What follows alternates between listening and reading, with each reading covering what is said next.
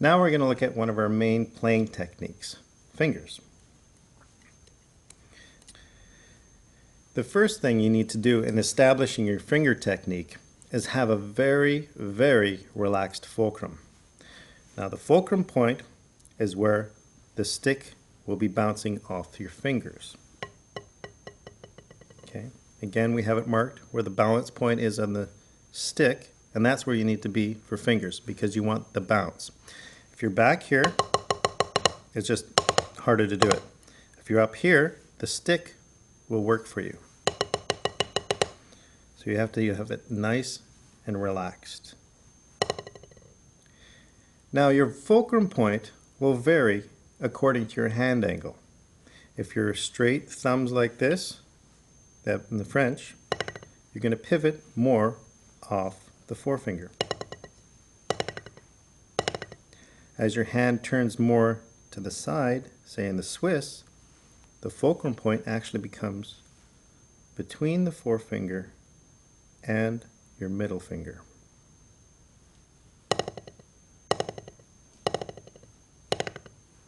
When you go over to German, it slips back to the middle finger. And now this forefinger comes as a guide.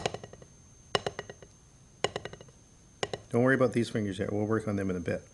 Just got to get a nice relaxed fulcrum, because if that's not relaxed, your stick ain't going to do anything. Now that you know how the hand angle relates to the fulcrum point, you put the other fingers on. Myself, I'm not one that likes to use the baby finger. I find it to be quite weak and kind of get in the way. Some people really like it. If it works for you and it doesn't get in your way, by all means use it. I find the less flesh I can have on my stick, the better tone I have. Because you can have your stick, it resonates. If I put more flesh on it, it kills it. So for me, not to have the baby finger on there is an advantage. Once you get your position of your fulcrum point, and you have your other fingers on there, whether you choose that or not, you want to be able to relax your fingers so that they can bounce. You want to be able to get between 7 and 9 bounces. So you can see 1, 2, 3, 4, 5, 6, 7, 8, 9. You don't want that, and you don't want just a couple. You want follow through. 1, 2, 3, 4, 5, 6, 7, 8, 9. Now what helps is your wrist, which is the motors to the drumming, throws it, so you have action, reaction. Now the thing is to control the reaction. If your fingers are out of position, they're just going to go way up like that. You have to hold it so that the stick doesn't bounce way up like that. You want the stick to stay in position and flutter low.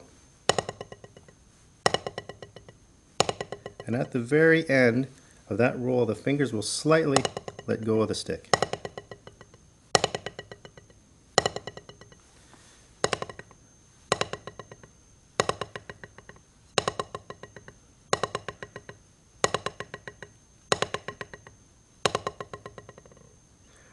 Now that you've got your fingers relaxed, you want to be able to start activating them.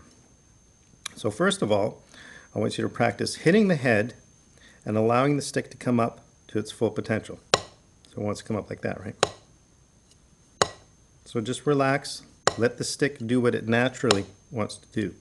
Because this stick will do all this motion and you can maximize that. Okay? So now what I want you to do is to hit it, let the stick come up, and let it drop naturally.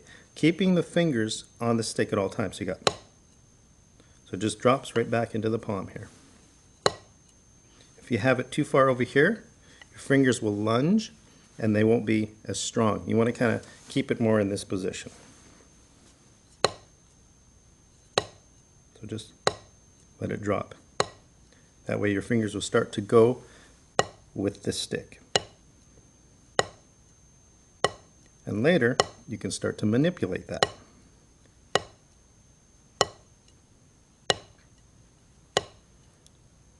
So now that your fingers are relaxed, what you want to be able to do is to get them going in a little bit more of a rapid motion.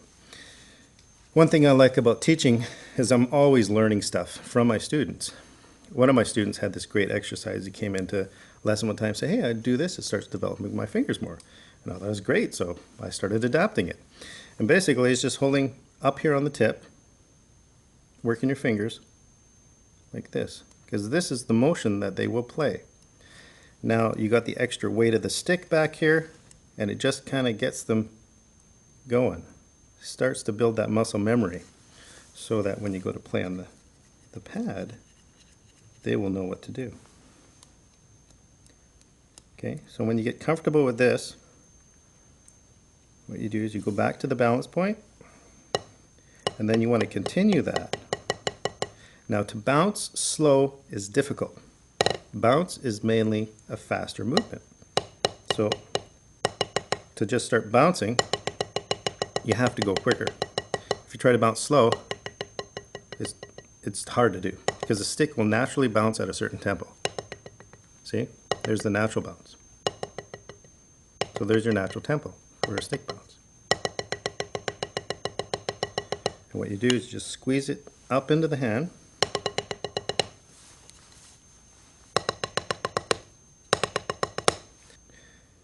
Some people say that with the French timpani, it's easier to work the fingers.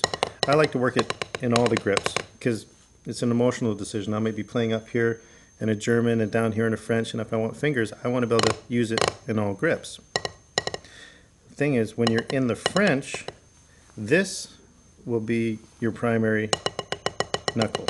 That's where the main force is going to come from. When you go over into German, it comes to this knuckle because it pulls it more straight up into the hand. Okay. So just want to work it nice and slow.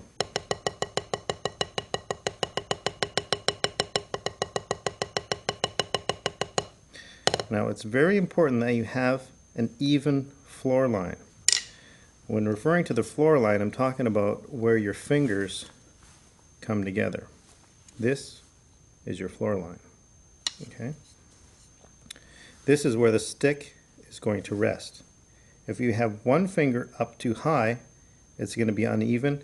It's like bouncing a basketball on an uneven floor. It's going to be hard to control. If it's nice and even, the bounce will be easier to achieve. Now you don't want any tension up in the fulcrum point here off this forefinger, because if you squeeze it, the stick's not going to respond. You want to have it nice and relaxed. The forefinger is almost like a guide. You almost don't really need it. Okay?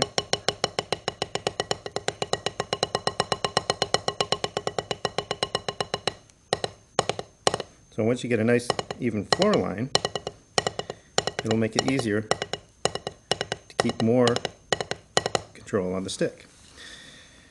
In developing the fingers in the German, it's a little bit harder because there's a little bit more finesse coming from this knuckle. Because when I was first kind of getting used to it, I was kind of doing a lot of this.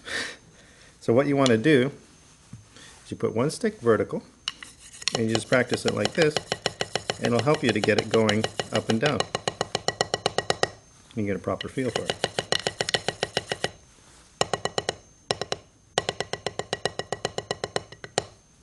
As you start to develop your fingers, you may notice how the stick will slightly start to move in and out of the balance point, which obviously makes it harder to control, because doing fingers, you want to be at the balance point so you're working less and the stick is doing more. If it keeps on sliding up and out, what you want to do is just lick your fingers just a little bit. You don't have to clean your nose on it or anything, but just a little bit so that it gives you more friction and it won't move as much. Some people say that the fingers are for more faster playing. Well, myself, using all three playing techniques, the wrist, fingers, and bounce, I think they need to go all the same speed. Because if I'm on a surface where there's less bounce, I need my wrists to be able to take it up. So you want to make sure that you can get your wrists as fast as your fingers.